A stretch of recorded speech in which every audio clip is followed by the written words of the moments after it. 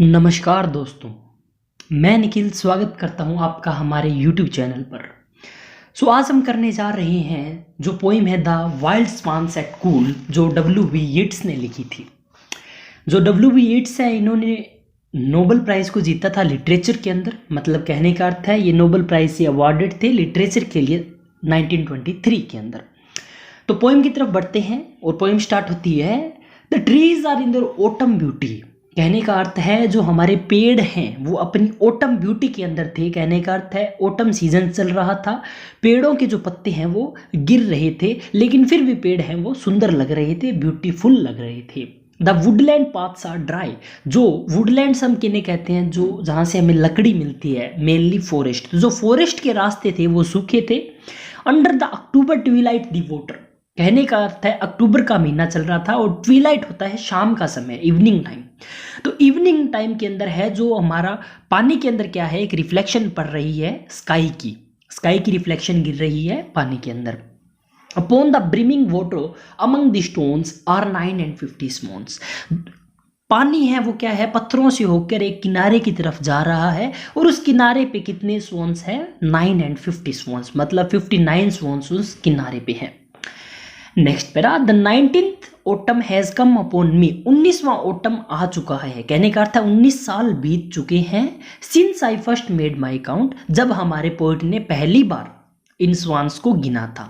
I saw before I had well finished. मैंने देखा कि मेरी गिनती से पहले ही ऑल सडनली माउंट, जितने भी स्वान्स थे वो क्या है, वो हवा के अंदर चढ़ने लगे। कहने का अर्थ है कि वो हवा के अंदर उड़ने लगे। And scattered wheeling in great broken rings, मतलब अलग अलग डायरेक्शन के अंदर एक सर्किल के अंदर वो क्या है, वो मतलब जमीन से उठ खड़े हुए।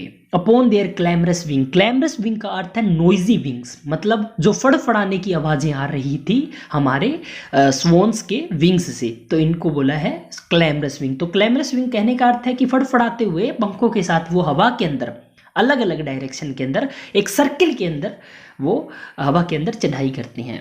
I have looked upon those brilliant creatures. हमारा पोइट कहता है कि मैंने उन ब्रिलियंट क्रिएचर्स को देखा, ठीक है, किनको देखा, स्वॉन्स को देखा। And now my heart is सोर, और अब मेरा हृदय दुखी है। दुखी क्यों है? All changed since I hearing at Twilight.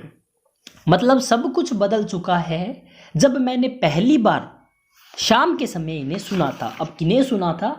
The first time on this शोर। इस किनारे पे पहली बार मैंने क्या किया था, वो जो विंग्स थी हमारे स्वॉन्स की, ठीक है, उनकी the bell beat of their wings above my head, मतलब जो फड़फड़ाने की आवाज़ थी स्वॉन्स की वो मेरे सर के ऊपर थी। कहने का अर्थ है स्काई के अंदर वो हमारे जो स्वॉन्स है वो उड़ रहे थे। तो मैंने पहली बार इस किनारे पे क्या देखा था, स्वॉन्स को उड़ते हुए देखा था, उनके फड़फड़ाने की आवाज़ को सुना था। तब से सब कुछ चेंज हो गया, इसलिए मैं क्या हूँ, दुखी हूँ। ट्रोड विद ए लाइटर ट्रीड। और ऐसा देखने के बाद मैं धीरे धीरे मंद गति से अपने घर के लिए चल दिया। अनवियरिड स्टिल लवर बाय लवर। अनवियरिड का अर्थ है मतलब बिना थके हुए, लवर बाय लवर कहने का अर्थ है जो हमारे स्वॉन्स हैं वो एक कपल्स के अंदर हैं, ठीक है। They paddle in the cold. Paddle का यहाँ पे अर्थ है तैरना। तो जो स्ट्रीम है हमारी, जो लेक है, उसके अंदर जो स्वॉन्स हैं वो क्या कर रहे हैं, तैर रहे हैं। कपल हैं फिलहाल, ठीक है, दो स्वॉन्स हैं एक साथ क्या कर रहे हैं, तैर रहे हैं। और क्लाइम द एयर, और हवा को चढ़ रहे हैं। तो इसके अंदर कहने का अर्थ है हवा के अंदर उड़ रहे हैं एक साथ में। There hearts have not grown old. जो स्वॉन्स के दिल हैं वो अभी तक बूढ़े नहीं हुए हैं। मान लिया कि उन्होंने बहुत साल इस धरती पे बिताए हैं स्वॉन्स ने, लेकिन फिर भी अभी तक उनके जो दिल हैं वो अभी बूढ़े नहीं हुए हैं। पैशन और कन्क्वेस्ट, मतलब अभी भी उनके अंदर उत्तेजना है, उनके अंदर डिज़ायर है जीतने की, कुछ चीज़ को हासिल करने की। वेंडर वेयर दे विल, वो अपनी मर्जी से बिना किसी दबाव के वो कहीं भी जा सकते हैं, घूम सकते हैं, भटक सकते हैं।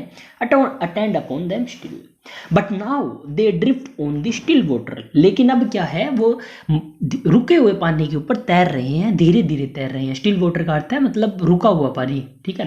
मिस्टीरियस एंड ब्यूटीफुल, लेकिन फिर भी स्वॉन्स क्या है, रहस्यमयी लग रहे हैं और सुंदर लग रहे हैं।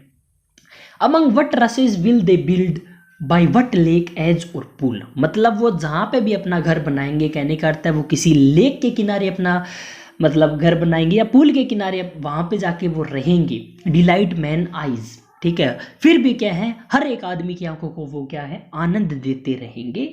When I awake some day to find they have flown away, यहाँ पे जो हमारा पोइट है वो स्वॉन से क्वेश्चन पूछता है कि जब एक दिन मैं उठूंगा और वो उड़ चुके होंगे तो वो कहाँ पे जाके घर बनाएंगे, कौन से लोगों की आंखों को आनंद देंगे और कौन से लेक या पुल के एज पे जाके वो घर बनाएंगे। तो यहाँ पे हमारी पोएम खत्म होती है। मेनली इस पोएम के अंदर जो हमारा पोइट है वो नेचर की बहुत अच्छे तरीके से तारीफ करता है और नेचर के अंदर जो कुछ क्रिएचर्स हैं उनकी इसके अंदर तारीफ की है। जैसे मेन एग्जांपल है इसके अंदर स्वॉन्स, तो 59 स्वॉन्स थे वो काउंट करते हैं वहाँ पे हमारे जो पोइट है। तो इस पोएम के क्वेश्चन एंड आंसर है वो आपको अगली वीडियोस के अंदर मिल जाएंगे, तो सब्सक्राइब करना ना भूलें। तब तक के लिए स्टे ट्यून।